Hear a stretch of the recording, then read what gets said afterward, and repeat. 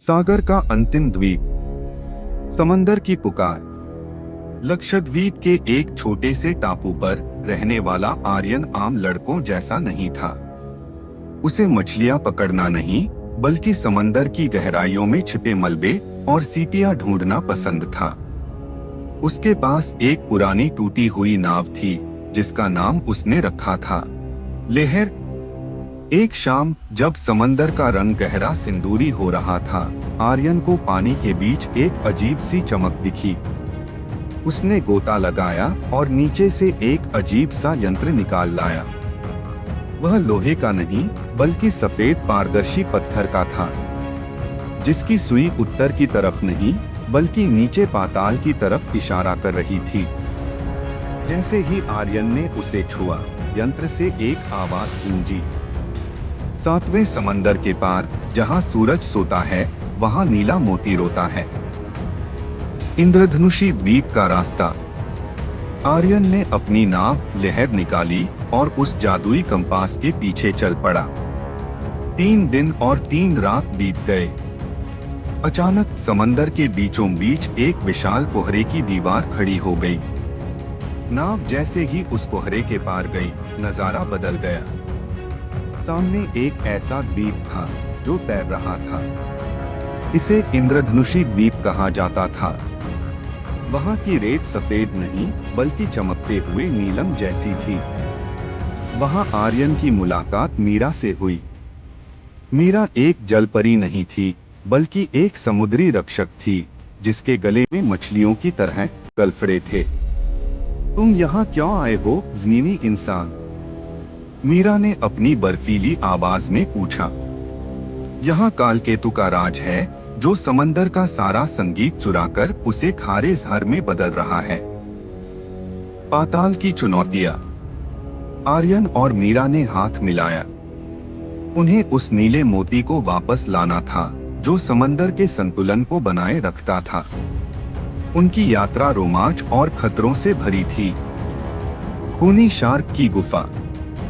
यहाँ ऐसी शार्क थीं जिनकी आंखें लेजर की तरह जलती थीं। आर्यन ने अपनी नाव के जादुई कंपास का उपयोग किया, जिससे एक सुरक्षा घेरा बन गया और वे बच निकले। भूल-भुलैया वाला झरना। एक ऐसा झरना जो ऊपर से नीचे नहीं, बल्कि नीचे से ऊपर बहता था। आर्यन को अपनी सांस रोककर उस उल्टे पानी में तैरना पड़ा। धोखे का द्वीप। यहाँ के पेड़ इंसानों को अपनी खुशबू से सुला देते थे। मीरा ने एक समुद्री शंख बजाया, जिसकी आवाज से आर्यन की नींद खुली और वे उस जाल से बाहर निकले।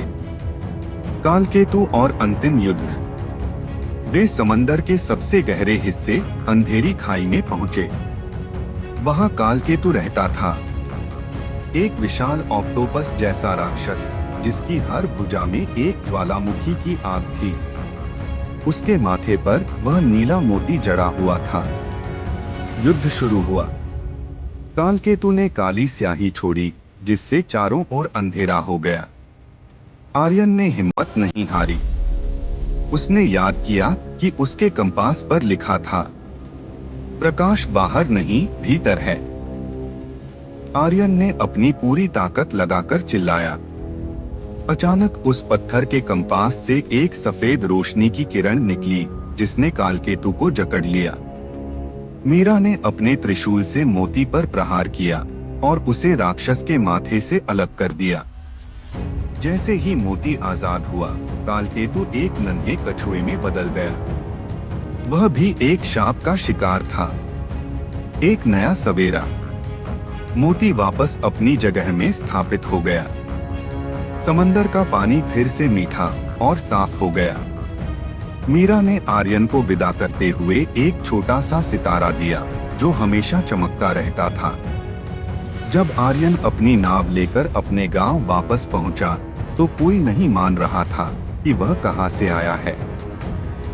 लेकिन जब उसने वह चमकता हुआ सितारा पानी में डाला, तो पूरे किनारे की मछलियां नाचने लगी। आर्यन अब सिर्फ एक मछुआरा नहीं था, वह समंदर का राजकुमार बन चुका था।